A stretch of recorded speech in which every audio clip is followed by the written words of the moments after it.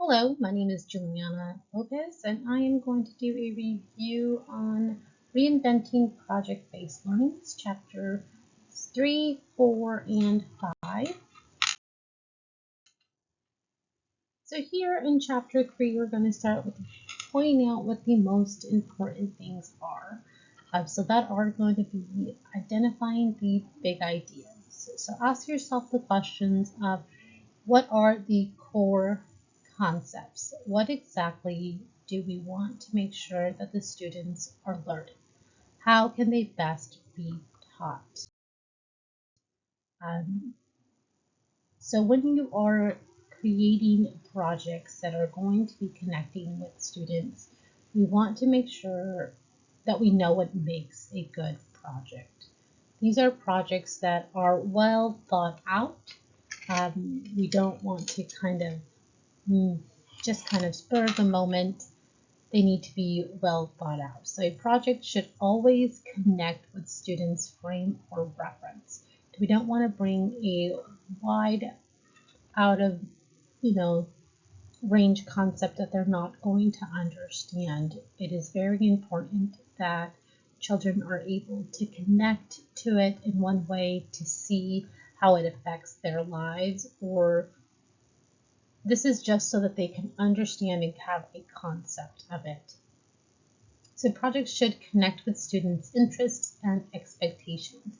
Now we are able to use the textbook. It is suggested that we use it as a point of reference. We don't want to just be reading out of a book. It is important that the students we are teaching see that we're also invested in it with time. When children see that we are invested, we as teachers are invested, they also begin to care about these things. Okay, so our next slide is big ideas. So one way to make sure that our projects are well thought out is to make sure that our ideas come from the textbook that we are using. This doesn't mean to read word for word, just use it as a table of reference. This is important. One way that you can kind of show the students is just kind of ask yourself these questions. What do you want your students to understand? Your students need to understand kind of who cares, why they even care about this topic, how it touches their lives, their neighbors' lives, their community's lives. Another way would be is how they interact with this topic. One example that the book did use was an elementary teacher by the name of Kathy Cassidy. Now she wanted to show her students that were in early education, early elementary education, the concept of 1,000. So she was able to grab a list in Wiki. She added all of their names to it, had family members also contribute and add names to it until it got to 1,000.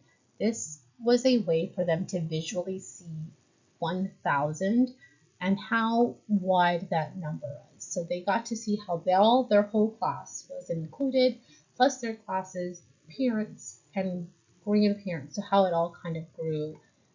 So they were able to connect those things. So chapter 4, strategies for discovery.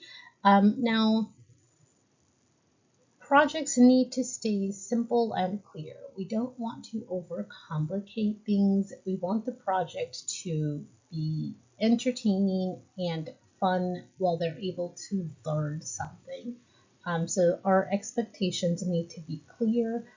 We should not overcomplicate these expectations, just so they understand what we're learning, why we're doing this. So we do want to keep a time limit on projects. This is just for the sole reason that sometimes when you're doing an activity for too long, depending on the age range of the students, it can be easy for them to lose focus, get distracted, especially when you're getting into like the earlier elementary students. Another thing that they suggested is we keep technology to a minimum. So we should use technology because it's all around us and children need to know how to use it properly. However, it shouldn't completely be based on technology. We still want them to learn by doing, they're using their hands. So that is very important. So another one is effective projects.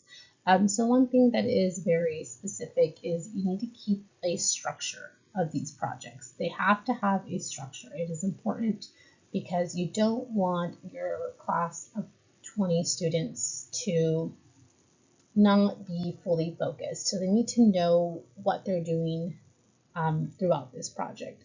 So collaboration is also important. Students benefit the most when they are working with each other. It develops good social skills. It teaches them that they are responsible for part of their project, but so is their neighbor. And they are working together. They're able to learn from one another, helps them learn those social skills that are very important. So keep your projects that connect to the real world. So this is something we talked about in an earlier slide, and it's just kind of apparent that we need to keep through it. Projects that are connected to our real world, that we can see how it affects us, how it fills our space. Students are able to hold on to those lessons and kind of carry them with them throughout time. Okay, so Chapter 5 was the core assessment. Now, there was two main assessments that we did read about. These were formative assessments. So while you are doing the project, while you are doing a lesson, it is important that you take formative assessments. So these are the short checks, the questions at the end of the day, the middle of the lesson, just to check for understanding. This is what those are for. You're also able to receive, feedback from students if there's something that the student maybe needs deeper understanding on, more clarification. This is the opportunity where you're able to do that. So one example is quizzes, things like you observing your own classroom and classwork. You can also use homework as one. That can be helpful also. That's the last slide that we're going to get to is summative assessments.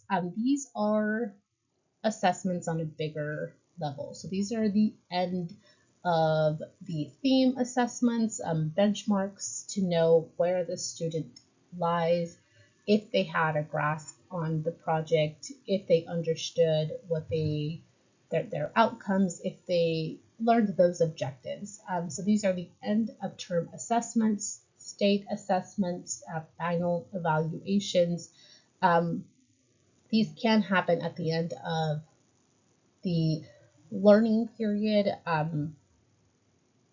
This is those final evaluations. This is where you know if those projects were successful, if there's things that you can change and make better and be more clear on. This is what we can learn from that and how the students are measured.